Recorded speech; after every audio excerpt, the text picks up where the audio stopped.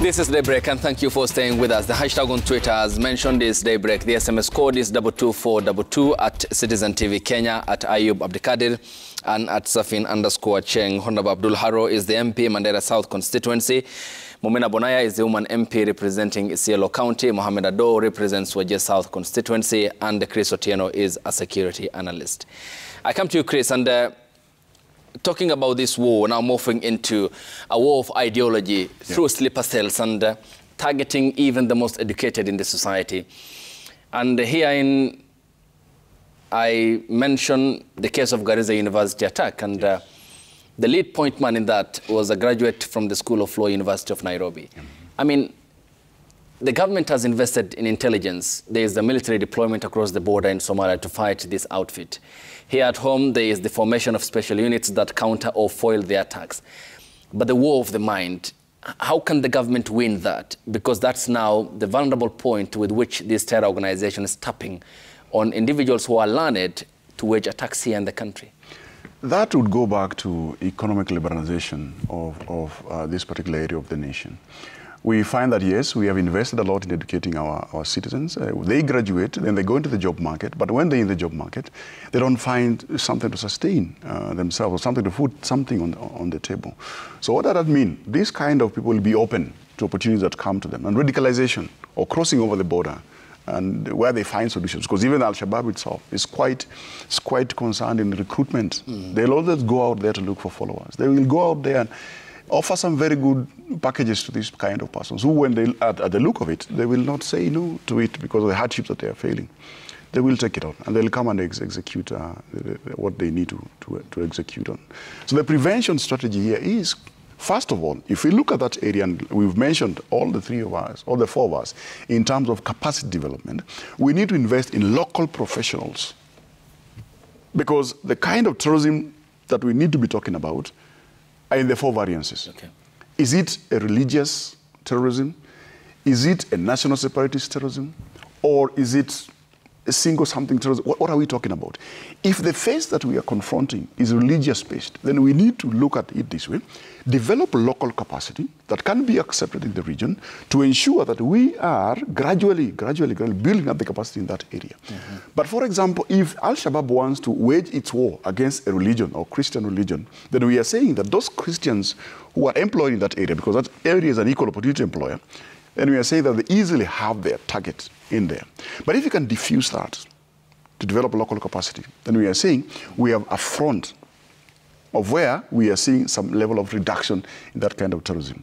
And if we come to separatist terrorism, then we are saying then we need to find out why are our children, why are our locals, educated and non-educated, having easy of access to be radicalized.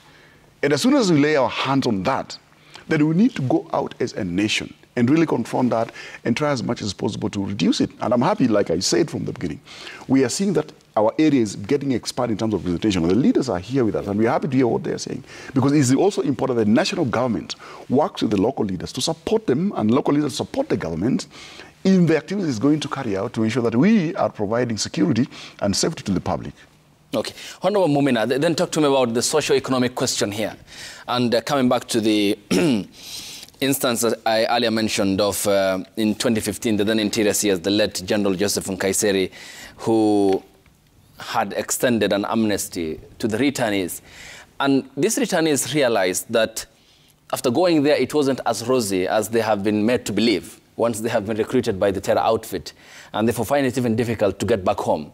Once home, then, the challenge is the difficult they experienced and in terms of gelling or reintegrating back into the community. On the other end, they will be a target for that terror outfit because they have left them. On this end, it's not that easy to reintegrate into the community over fears of the security, of course, agencies. How can we liberalize the minds of Kenyans on job creation, getting them employments, and empower them economically so that messaging gets home for them not to be soft targets for this terror outfit? Thank you. It's good that you've mentioned the word messaging, because from the beginning, the reason why we are losing so many of our graduate and young people to Al-Shabaab is because of how they are messaging to them. in terms of the promises they make and all that. While probably the opportunities are more realistic within our country, how they approach from the other end is what attracts them to go to join Al-Shabaab. So we need to focus on addressing the underlying drivers, why they are going there. Some of it is because of, lack of opportunities within education and jobs and all that. So as a country, what are we doing, especially in addressing poverty and inequality in northern Kenya? The reason why it's so easy for, young people from northern Kenya to join Al-Shabaab is because of the pre-existing situation. We are already facing insecurity internally.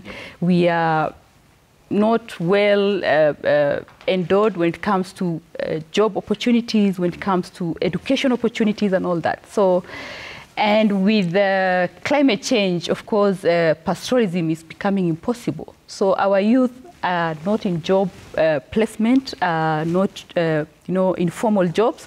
They are not doing pastoralism. They are idle there, doing nothing. So they become a soft target for Al-Shabaab to recruit them. How are we addressing that as a county? How are we addressing that as a nation? Okay. So that we don't, go back to addressing issues of people who are being given amnesty. How can we even stop them from going there in the first place? Because bringing them back is also a challenge. The situation is the same. There are no jobs. As a former Chief Administrative Secretary at the Ministry of Education, how key is education in this entire debate? Because you look at the reliance of the terror outfit on the Holy Book. I mean, and this largely cuts across. Even the Lord's Resistance Army in Uganda carries killings in the name of the Christian religion. And that is the unfortunate bit about all terror outfits across the world, given that they want to achieve an end. Then how important is education here as a former government official in that ministry? Number one, from the religious end, and as a Muslim woman, given that the Quran does not advocate for violence, and then two, secular education and its importance, and how these graduates can better serve the society through participation in local community activities. I think education is key in this fight, because we need to skill our young people. We need to, provide them with skills that can actually allow them employ themselves. As a country, we're talking of technical and vocational training colleges. We've invested so much in those areas, but we are yet to resource it to the level where it can impact skills to our people. I'm sure every member of parliament here can mention a vocational technical training college in their constituency that is yet to realize its potential. The young people are there, they are ready to join, but we are yet to offer the, the courses that will actually give them opportunities to come back and, provide job opportunities for themselves and for others. Because formal employment is no longer something that you can actually talk about as available and ready for young people to take up. So the other option we have is skilling them, give them the 21st century skills so that they can fend for themselves. Okay. On Islamic teaching, of course, like you said, violence is not encouraged, but there are also extremists among our communities who are, teaching these young people, giving them wrong information and making it so easy for them to believe in ideologies that are Islamic, but making it look Islamic, so that it becomes so easy for recruiters to approach them and take them to Al-Shabaab. So as parents, what role are we playing? Are we hands-off in our parenting? Because CBC as a system also is talking about the role of parents strongly within education of our country. It shouldn't be about teachers only working with young people and educating them. It is also the presence of parents that matters a lot. Religion on its own will not do much, will not do a lot of changes to the young people. But working with them as a community, as parents who live within that community is also equally important, so that they don't get misguided by people who are foreign to them, people who are out to achieve, certain motive, like recruiting them to join Al-Shabaab. Okay. Honorable Haro, the talk to me about the border reopening question here, because that also has come up in this entire conversation, and that is in Mandera County, which shares that border point with Somalia, so as Mohammed's constituency, which shares a border with Somalia as well. These reopenings, have they been done? What is the timing right? 1, 2, are the checks and the security arrangement there adequate enough to monitor what goes into the country and out of the country? And as a leader, were you engaged? And what level of engagement had the national government done? Thank you very much. That's a very good question, and I will answer it in a very clear way. But first of all, let me mention something about the education question you just asked. I think education is a very, very important component for the people of that region. And for a long time, we've lagged behind other regions in terms of education because of infrastructure, facilities, teachers, and what have you. And the Al-Shabaab menace, if there is one sector that has really suffered as a result of insecurity, is the education sector. Right now, as we speak, we have 46% teacher shortage in Mandera and 32, 34 in Garissa and Wajir. So we are talking of a population of bulging youth population, which remains uneducated. And this population, if it's not a problem for this country today, maybe a few years down the road, you will see the impact of that ignorant and educated population. And one area that the government needs to put a lot of effort in terms of making sure is secured is the area of education, and making sure there are teachers and make sure the youths are acquiring education there. Coming back to the border question, let me first of all make it very clear, as a leader from that region, and I think my brother Ado will agree with me, the opening or the intended reopening of the border and the upsurge in the Al-Shabaab attack recently are not related at all. Analysts can make their own analyses and arguments, but as a person from that region, I know it's not. Because this border has been closed for almost, 13 years now. Yeah. Officially, it has been closed for almost 13 years now. But the 700 border between us and Somalia, all the way from Mandera to Garissa, is a porous border. There is no wall. People can cross from anywhere.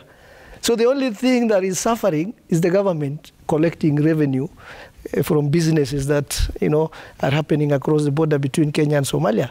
It doesn't stop Al-Shabaab from doing its illegal business, because they don't do their business on border points along our border. They do it right inside Somalia. So whether we have the control border along our borders, I mean, whether we have immigration centers along our borders, they will still be collecting their taxes inside Somalia, where they've been doing it.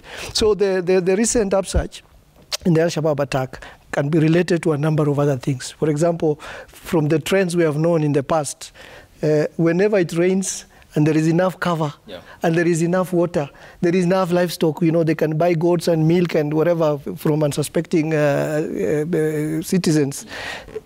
The upsurge in Al-Shabaab attacks have always happened. And again, there is quite a number of things happening in Somalia.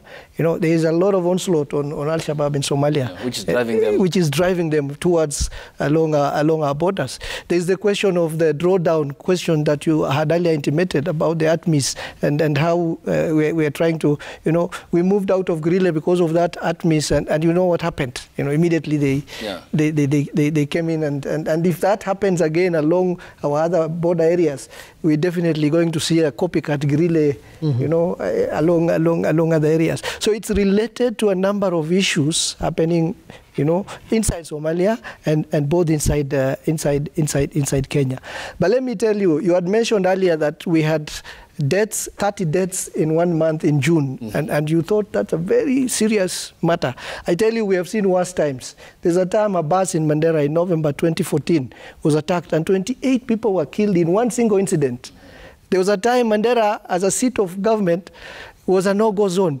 But now, things are better. We just need to put our acts together, improve our intelligence gathering and in local intelligence sharing, and fund the security agencies there.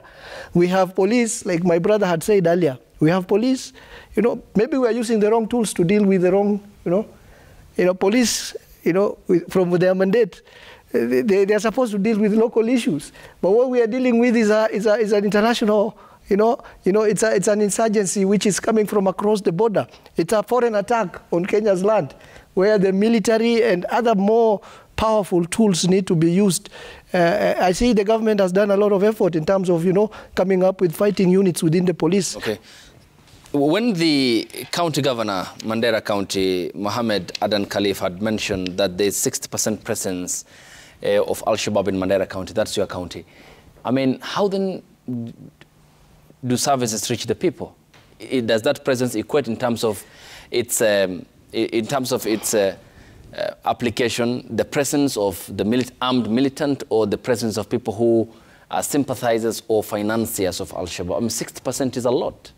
I think the governor is on record and he has come back and said that statement was taken out of context. He didn't actually mean, that 60% of Mandera is under Al-Shabaab attack. We are still doing services from the constituencies we come from.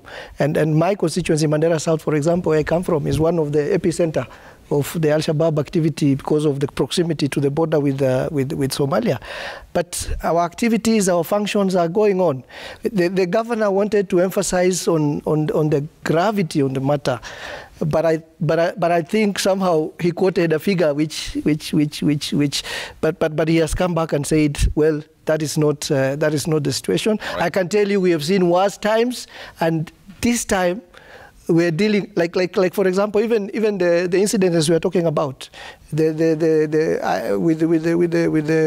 the benefit of hindsight and working closely with the security agencies in my region, 99% of intended attacks from Al-Shabaab have been quelled by the security agencies.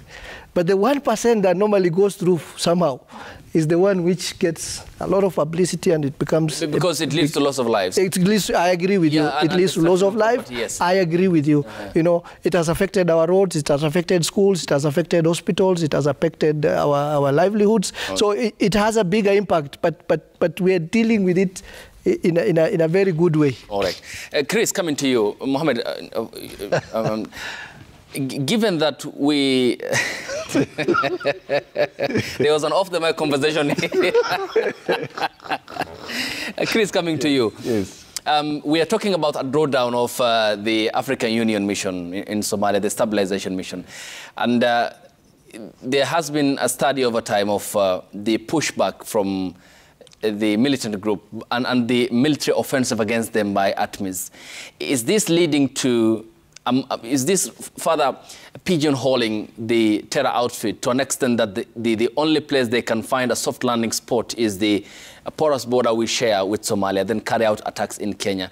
And do the attacks look planned, well orchestrated and engineered to an extent that it shows the magnitude of the group, or these are just hit-and-run attacks of a group that is under pressure from the African Union mission in Somalia? If you want to really understand that, the first thing is to ask yourself, what is the target of any cell or any outfit of that nature?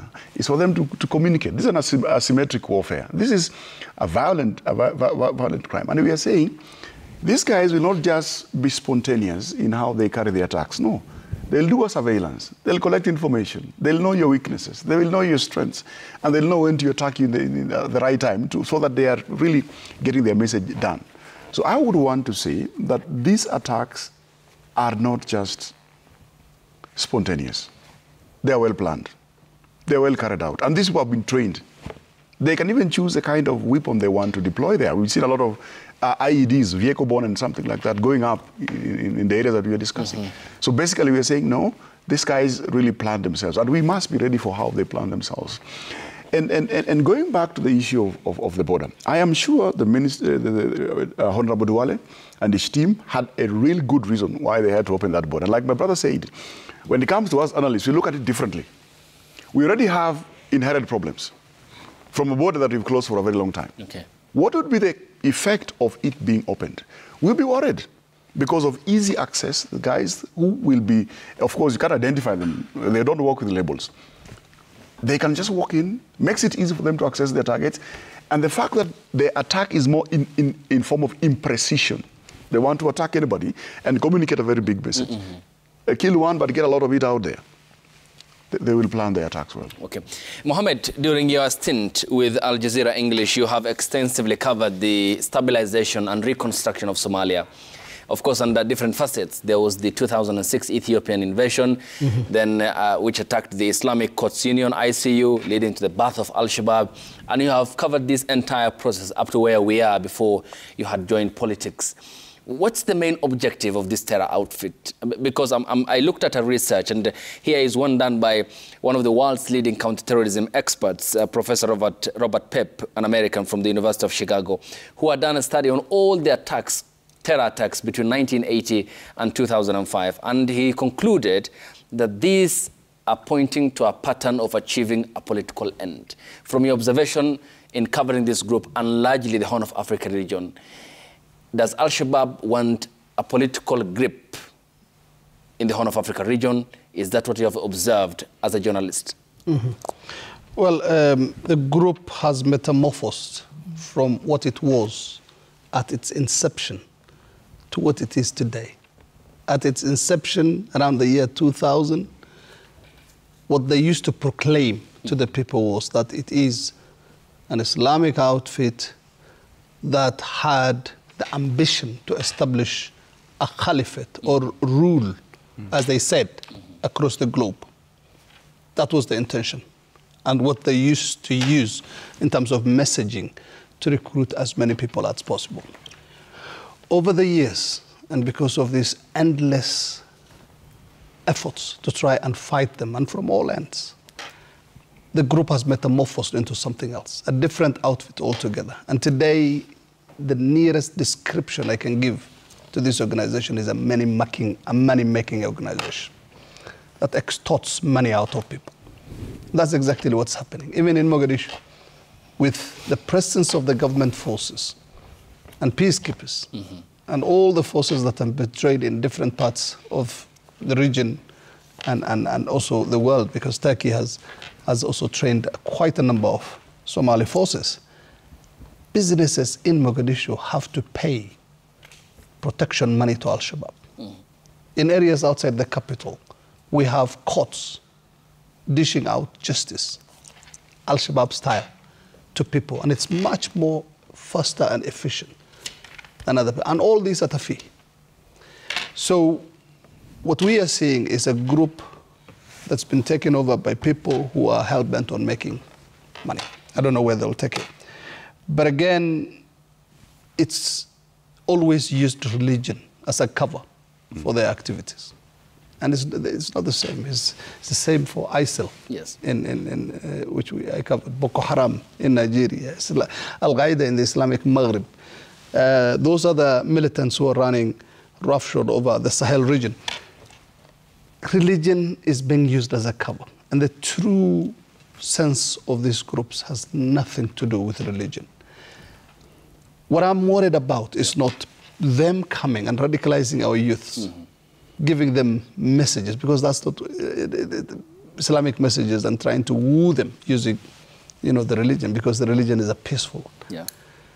What I'm worried about is the thousands upon thousands of young people in northern Kenya as a whole, that entire northern corridor, who have absolutely no recourse to employment, who have absolutely no opportunity, and some of them have finished university and have education but have not gotten employment. This is where the biggest danger lurks.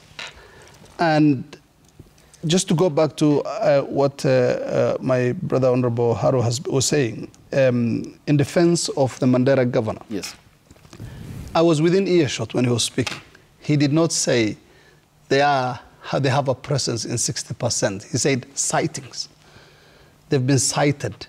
So one or two of these militants in a place, seen by somebody who is a pastoralist looking after his camels, that's not presence. That's a sighting. And that's exactly what he used.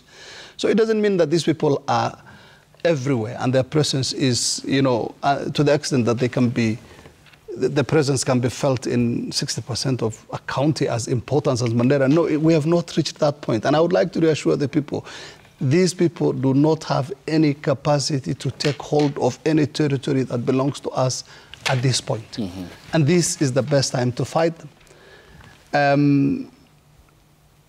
What we are seeing is attacks in which they are hiding themselves. All right. And when they are operating with this kind of tactics, you cannot fight them through conventional warfare. You need people who walk behind them, pursue them on foot, because they are also on foot. Yeah. They do not have vehicles plying the roads. They do not have any way of, moving very fast. These are people on foot. So send people who are on foot after them, so that every nook and cranny they get into, they get flushed out. So no amount of conventional warfare will work against this militant at this point. This is a very, a campaign of violence that it is at its onset. And the earlier we nip it in the bud, the better.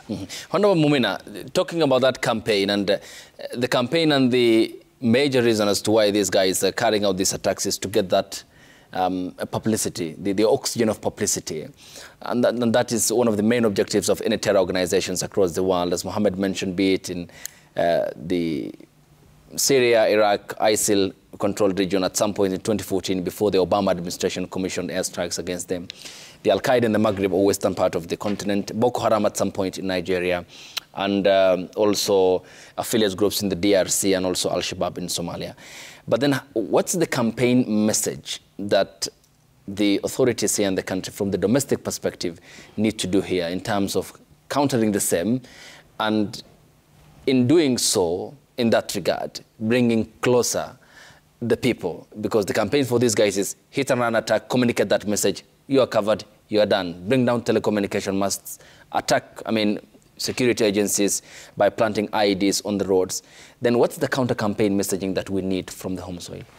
Yeah, I think to do a successful campaign, we also need to look at the messaging they give to our young people. That is convincing them to go to the other side, without looking at how they are appealing to them, then we will not be able to do much blindly. As we do that, we also need to open up opportunities for our young people here. We've talked about lack of opportunities within the education, within jobs that are available, how we can skill our young people so that they're able to employ themselves and also create employment for others. And when it comes to religion also, what is it that they're telling them? We need to counter that. What are they telling our young people that is making them believe that they can go to war for purposes of, religion? No. We need to counter that. We have our sheikhs, we have our imams who are able to help us do that locally, so that we also avoid the messaging that is so extreme that makes our young people think and believe that by killing and by destroying properties and killing people in mass, they can go to, some places that is not described in the Quran. So the messaging here is not just on one linear path. It has to be, made robust in many ways, looking at also their intention and how they're approaching them and what they are selling to our young people.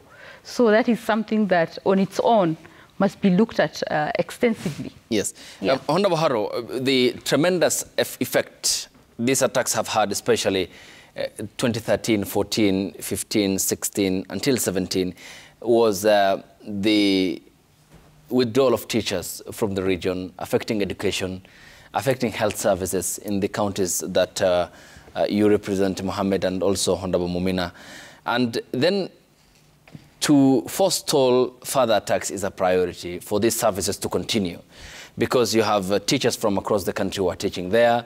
You have healthcare service providers who are from across the country, and also in Mandera, Wajir, Garissa, and Lamu counties, also in Isiolo counties.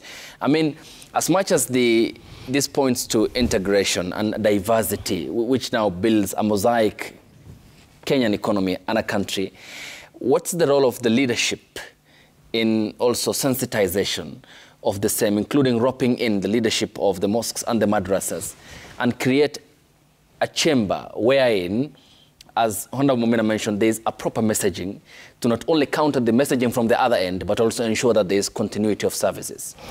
Well, let me say very clearly that a lot of efforts have been done by all stakeholders in that region, including the clerics, including the parents, including schools, including leaders, and including government agencies in that region, in terms of messaging, in terms of countering the negative messaging that is coming from across. It's only that we dwell so much on the impact we are suffering that we don't talk about the good things that have been happening in the region, in terms of the efforts that have been put in by all the stakeholders to make sure we are. A lot of things have been done in terms of doing that. One major realization the people from that region have now, and we're sharing that with them as leaders, is the fact that this thing. We are not talking, I think it's my friend, the security expert, who had talked about, when we talked about the border, talked about, the fear of opening the border and the question that these people will have more access. No, we are no longer talking about containing Al-Shabaab in Somalia. These guys have recruits within the country, whether they are part of the sleeper cells or whether they are active. We are talking about a problem which has come home. And how do we deal with that problem which is already with us? It's not a matter of containing these people in Somalia anymore. They're here. They're even in Nairobi. They have sleeper cells even in Nairobi. So the fact that this problem has come home, it has also touched every sensitive sector of our lives. It has touched our education, as you've mentioned. It has touched the health sector. Several roads in my county now, you have to carry on with police escorts like we did so many years before, which means it has touched every sector of our and people now are saying, well, this is now, affecting us all. How do we come up and therefore there is a joint, realization by all the stakeholders, including the clerics, including the leaders, and we are on the forefront. The leaders we have today in Northeastern, all the way from Garissa to Mandera, I can assure you are leaders who are very serious in handling this matter, and we hope we'll deal with it once and for all. We are educating our people. We are holding a lot of barazas, educating our people. We are trying to build relations between the security agencies and our people, because we cannot afford to have that disconnect between the security agencies and our people. And that is why you saw us, me and Honorable Ado, accompanying the defense CS to a number of those areas. And we are planning quite a number of other meetings of that nature within the region. Okay. What we are asking for is, we have our military in Somalia, and it's been 13 years now. I think from 2011, we have our militaries in Somalia. Having a presence of our military in Somalia has not cushioned us against Al-Shabaab attacks. So it's a high time we reviewed the strategy of us remaining in Somalia with our military. If we cannot, a center in my county was attacked recently called Wargadud, a big town. Insurgents crossing from across, overrunning a whole police station, and taking away a vehicle. And in developed countries, I think some security chiefs by now would have been asked to resign, okay, if something like that has happened. Okay. So we need to review our strategy of remaining in Somalia so that we can police our borders more. Because if you are deep in Somalia, who are you protecting when we are still suffering the attacks across our borders? Some will point to geopolitics and the place of Jubaland. Yes, geopolitics, yes, but our interest should come first. Well, and part of our interest. What is the thin line here between geopolitics, the investment Kenya has made, especially in Jubaland as a buffer zone, and national security, which is very key for the Kenyan people? Key to our national security would be to prevent the proliferation of this violent group from source. If they proliferate at source, and then they go to deployments, then we are saying that we are not nabbing this thing at the point of growth. So our very presence in Somalia is purely to ensure that proliferation is reduced to bare minimum or probably is not even there. And remember, this is not only a Kenyan tactic of fighting it. These are global way. Almost all African nations are there. We have other European countries present in that area. And what are they doing? It's purely to make sure there's no proliferation there. Well, if the argument is to nab the problem from the source, then tell me why Ethiopia, for example, which has been in Somalia longer than we did, because they've been there in 2006, they withdrew then under AMISOM umbrella, and it's considered by many as in fact, the rallying call by the military group Al-Shabaab in 2006 was that we need to pick up arms against the Ethiopian forces in 2006. If they have been longer than we are in Somalia, why have they never experienced attacks as we did? What's working for them that isn't working for us, for the case of Ethiopia? Or even Uganda, which has had minimal attacks, though it doesn't share a border with Somalia. Yeah. But for the case of Ethiopia, what do you think might have informed that on their part, there are no attacks from Al-Shabaab, but on our part, there seem to be attacks from this militant group or terror group? There could be very many reasons. But largely Kenyans are Christian nation. And when I mention about religious form of terrorism, that could possibly place Kenya in a much bigger radar than Ethiopia would be. Just a mention, not very specific, but I mentioned part of this, because there's a lot of reasons that could be out there. But what I am saying, when I say about us nabbing the problem at the source, is that our own Kenyans will migrate from Kenya to go get their trading in Somalia and then get back. So if we can prevent that cross-border migration, and diffuse that trading at source, the impact will be much bigger than for us sit here, wait for them to come, and counter them here.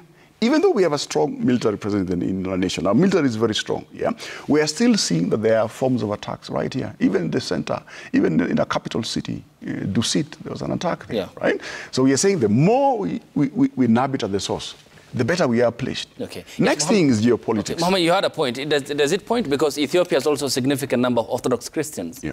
Yes. I don't think we can maintain that argument that we first saw 13 years ago when Operation Linda Inchi began. And we cannot just continue to, repeat those lines we did then, that we have to attack Al-Shabaab inside Somalia to ensure that we do not get... Well, it's like a case of closing the barn after the horse has bolted. Al-Shabaab is here with us, or elements of them are here with us. We need to change tact.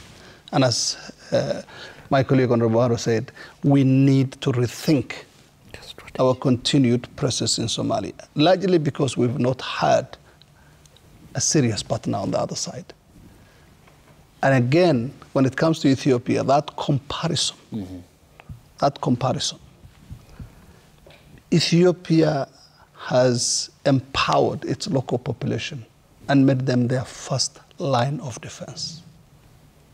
Their first line of defense. And there's a great need to do that. And it's not that we have not had instances in the past where we have put the local Somali population at the forefront of securing Kenya. When Ambassador Swaleh, who used to be the regional commissioner during the banditry season and when he brought banditry to an end, great guy, he brought banditry to an end.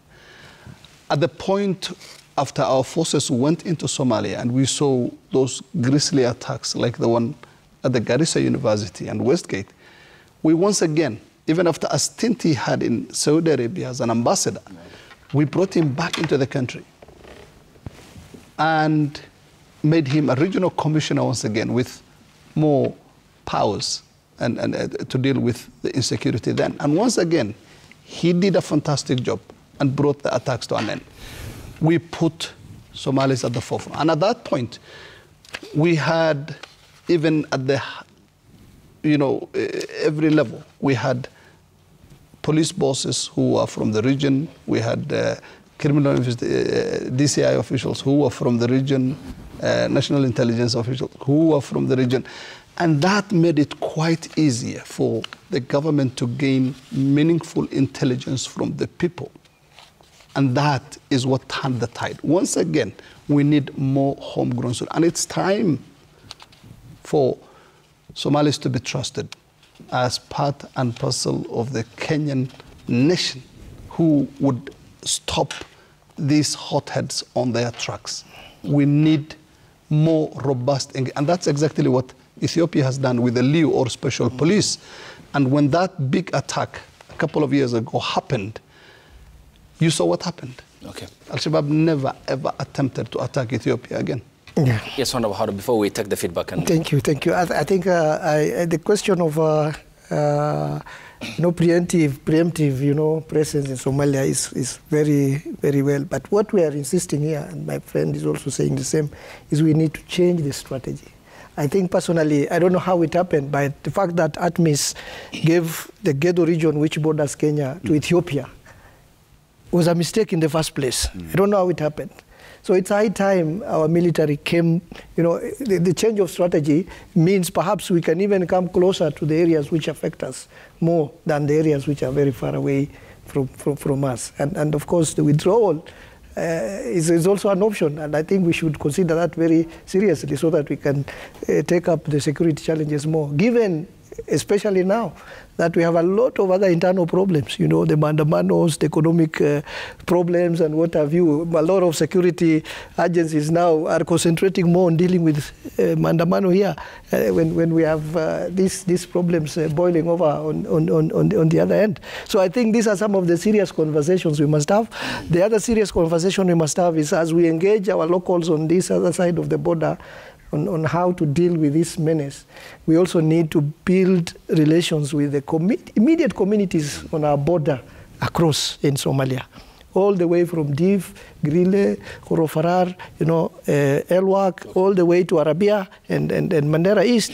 We need to engage these communities living along these borders, so that we can have a dialogue between them. What will stop us from dealing with this? Americans have negotiated with Taliban when it became a problem for them. Pakistan have negotiated with Taliban.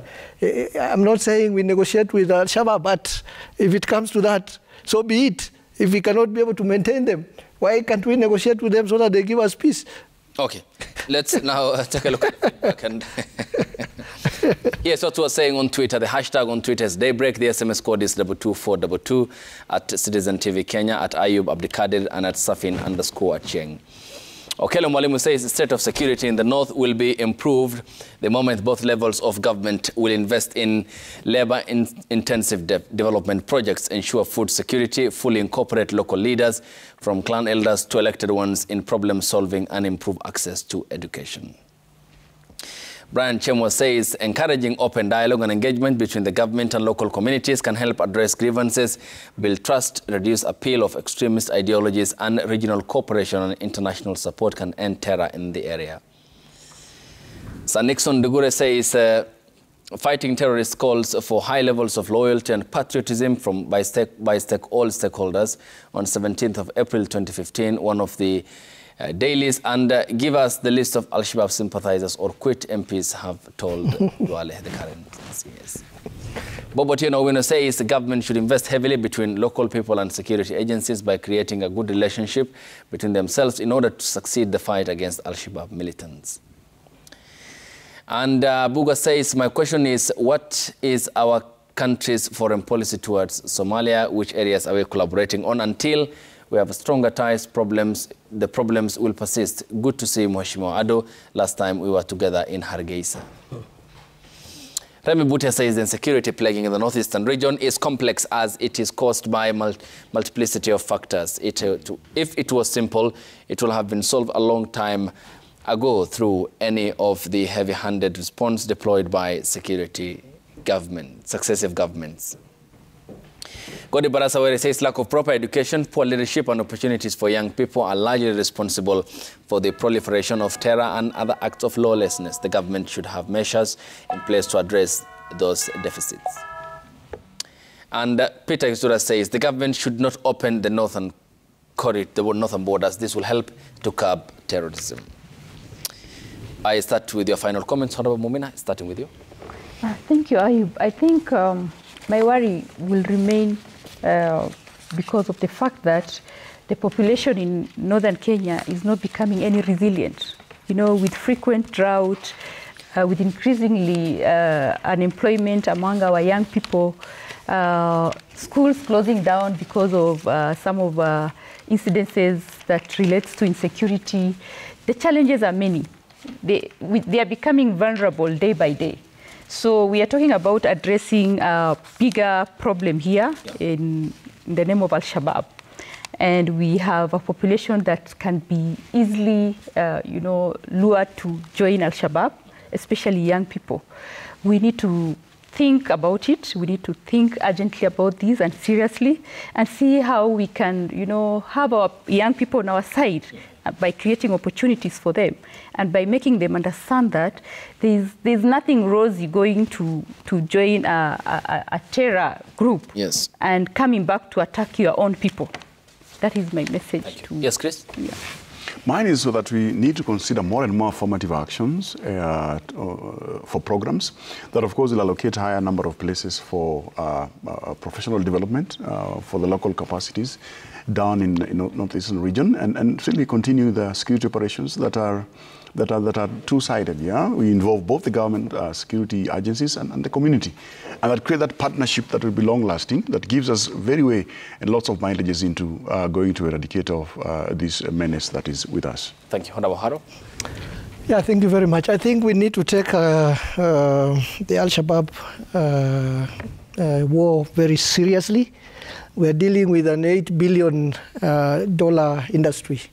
And they're recruiting every day, and a lot of recruits are coming out. And one of the areas they are putting their focus on now is Kenya, because for obvious reasons. I think it's high time we put our acts together. And the question of ATMIS drawdown and at the same time the debate around removal of arms embargo in Somalia is a very dangerous one. And I think we need our international partners to be more serious in terms of supporting this war on this group in this region. Thank you. And then, of course, we use the right tools. We need more fighting units of police in that region, not just police who man roadblocks to collect bribes. And we also need to use other equipments like drones. I don't know why we're not using drones in this region in fight against Al-Shabaab. Thank you. Yes, Honorable Mohammed. I believe we will win this war. We can win this war. And it's also about hearts and minds. We need more development seen and implemented in the North. We need to put a lot of emphasis on education, because it will become increasingly difficult to radicalize an enlightened population. And again, no amount of conventional warfare will help in combating these militants. We need to have as many asymmetrical tactics and strategies to combat these people. And I believe the population in the North should be made the first line of defense. Thank you. Your time is all appreciated, ladies and gentlemen. Chris Otieno is security analyst and commentator. Mohamed Ado represents Wajir South constituency and former Al Jazeera senior correspondent. Momina Bonaya is the woman MP representing Isiolo County, and Abdul Haro is the lawmaker representing Mandera South constituency. Many thanks for your time, ladies and gentlemen. Thanks to you too for watching the broadcast and waking up with us. Up next is Health and Lifestyle with Safin Achieng Oma. We'll see you on Friday morning at the same time here on the broadcast. Good morning.